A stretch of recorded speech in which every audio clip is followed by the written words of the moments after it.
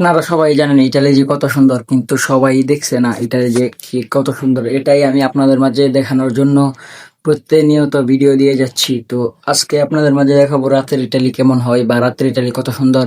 এই সারি সারি লাইট গুলা কত সুন্দরভাবে জ্বলে থাকে, এগুলাই আপনাদের সাথে শেয়ার করব। তো চলেন, এখনো তো রাত হয় নাই, মাত্র সন্ধ্যা হইতেছে, বাজে প্রায় 10টার কাছাকাছি।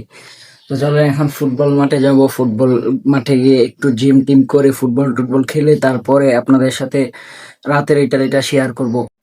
দেখেন এই সারি সারি লাইট গুলা যখন রাতে জ্বলে উঠে, মানে এত সুন্দর লাগে যা বলার বাইরে। এই সারি সারি লাইট গুলা মনে করেন বিকাল হলেই জ্বালিয়ে দেয়। আর চলে আসলাম মাঠের সাথে কিছু আঙ্গুরও নিয়ে আসলাম, আর একটা পেয়ারাও নিয়ে আসলাম, যেটা ইটালিয়ানে হয় পেয়ারা, আর বাংলাদেশে বলে এটাকে নাশপাতি।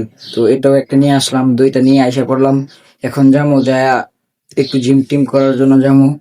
দেখেন এটা বাংলাদেশে যেটাকে বলে জঙ্গল, এই জঙ্গলের মতো কিন্তু কি সুন্দর সারি সারি লাইট দিয়ে ভরে রাখছে। আর এখন যাইতাছি জিম করার জন্য। আর চাপটা যেরকম একা, আমিও সেরকম একা। এই ইতালিতে আমার কেউ নাই, যারা আছে আমার সাথে তাদেরকে নিয়েই আমার জীবন কাটতেছে এখন।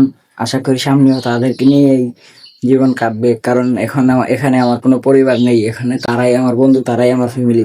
আর জিম করার জায়গায় আইসা করলাম। আইসা তো দেখি, মানে কি বলবো, সাথে একটা কি পুশ আপ দেওয়া শুরু করছে, একজনে লটকি দেওয়া শুরু করছে। মানে ব্যায়ামের কোনো আগামাথাও হয় না। তারপর অনেক ক্লান্ত হয়ে গেছি, অনেক ঘেমে গেছি। এই সাইকেলটা নিয়ে আসলাম ঘুরতে। ঘোরা টোরা শেষ করে দেখি ফুটবল নিয়ে আইসা পড়ছে, এখন যাবো ফুটবল খেলতে। তো ফুটবল খেলে গিয়া পরে আপনাদের সাথে আবার দেখা হইতেছে। তো এখানে আমার ভাই আমার সাথে মজা করতেছে যে ভিডিও করতেছি। এখন নতুন নতুন নতুন ভিডিও করি, তো তাই সবাই মজা করে। ইনশাল্লাহ আপনাদের ভালোবাসা বা সাপোর্ট পাইলে আর কেউ মজা করতে পারবে না, সবাই ভালোবাসবে। তো সবাই পাশে থাকবেন, আমার ভিডিওগুলো দেখবেন, আমাকে লাইক করবেন, ফলো করবেন। ফুটবল খেলা শেষ, এখন যাবো বাসার দিকে। বাসার থেকে গিয়ে খাওয়া দাওয়া করে তারপরে ঘুমিয়ে থাকবো। বাজে প্রায় রাত 2টার মতো। তো এখন খেলা শেষ করলাম, আর দেখে একটা ছোট বন্ধু আসছে, তার সাথে তারে বইলা তার গাড়ির পেছনে একটু উঠলাম। তার গাড়ির পেছনে উঠে আমি লা ইলাহা ইল্লা আনতা সুবহানাকা ইন্নী কুনতু মিনাজ জালিমিন পড়তে পড়তে ভাই আমার গলা শুকায় গেছে। মানে কি বলবো, এত ছোট সাইকেল এরকম ভাবে চালাই যা বলার বাইরে, এত স্পিড তুলে। তো প্রায় 50-এর মতো স্পিড তুলে বসে থাকি, এত ছোট সাইকেল, ব্রেকও অনেক। তো তারপর আমার বিচি দুইটা তো কান্দে উঠে গেছে, তার সাইকেল চালানো দেখা কি বাউলি মারে। আইল্যান্ড দেখাও একটু মানে না, স্পিড ব্রেকার টেকার কিছু মানার টাইম নাই ওর কাছে।